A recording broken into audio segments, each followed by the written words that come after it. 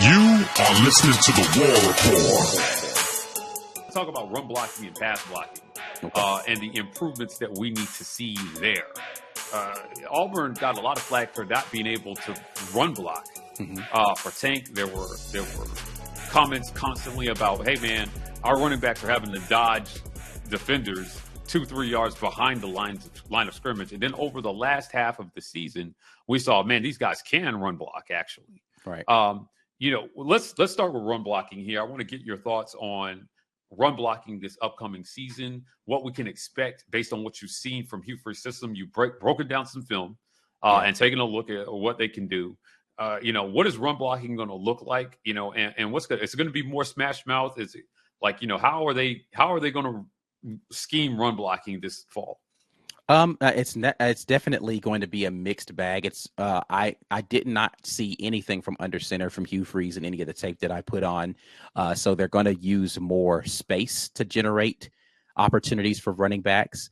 I think you can look at more recently something. I mean, of course, you can go put on the film at Liberty and see, but you can look more recently in the SEC at people like how Tennessee runs. There's definitely a power element to it in the way that they're going to do like zone blocking and try to use people's momentum and just kind of push them out of the way, which to me is a great system for a guy like Jarquez Hunter. I think Jarquez Hunter is an excellent zone blocking, is excellent in zone blocking schemes. He finds cutback lanes really well, and he has good speed and vision to be able to get upfield.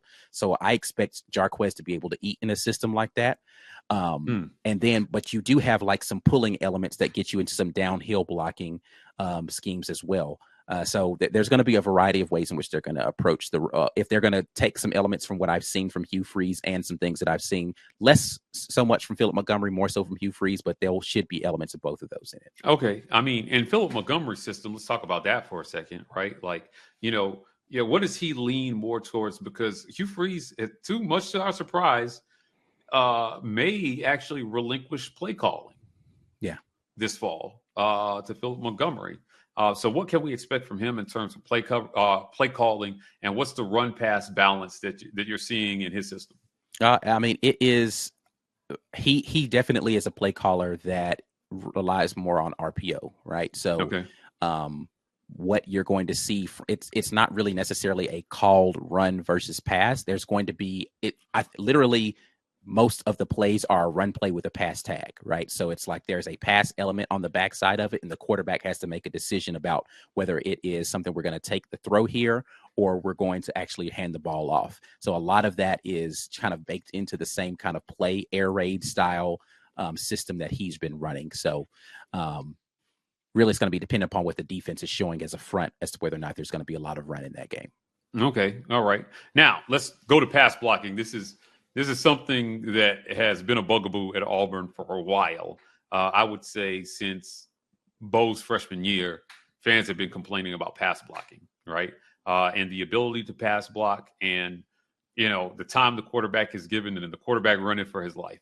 How does Hugh Freeze fix the perception of pass blocking at Auburn? Because certainly we saw Robbie running a lot away from pressure a lot. Yeah. This last season, it was a problem for TJ at the beginning of the season, and the little time that they put Holden in, it was like, oh my goodness, how is he going to survive behind this line? Right. What different things are they going to? Can we expect in pass blocking this fall or this spring when they open up? Well, I don't think that they're going to be requiring guys to pass block for very long. I think it's really going to be about getting the ball out of the quarterback's hands quickly and him analyzing and making good decisions about whether or not this is a set that they're going to be bringing a lot of pressure. Where's my hot read? Or how do I adjust my pass protection up front between him and the center, understanding, okay, we need to slide the blocking this way, or we're going to roll the quarterback out away from where they're going to be bringing pressure. I think the thing that you're going to have to know is blitz pickup is really the biggest thing, right? That's the biggest thing that you have, because we talked about this over and over again. If they don't feel like you can complete passes, they're just going to load up and dare you to throw it. Right. So if the offensive line can pick up blitzes well, and the quarterback knows, all right, cool, we've got 6 guys in the block because we're doing max protect here. Where is my free rusher supposed to be coming from? I just need to avoid this one guy or get the ball out to a hot read. The QB just needs to be able to do that sort of thing. And then they can't blitz you. Because, like, man, if I keep blitzing this guy, he's going to keep burning me. This dude, Arkansas, just missed a dunk, bro. Yeah, I saw it. So, yeah, it's really going to be about whether or not they're going to get the blitz pickups properly. And having an experienced offensive line helps you to be able to get into that better and gel a lot more quickly.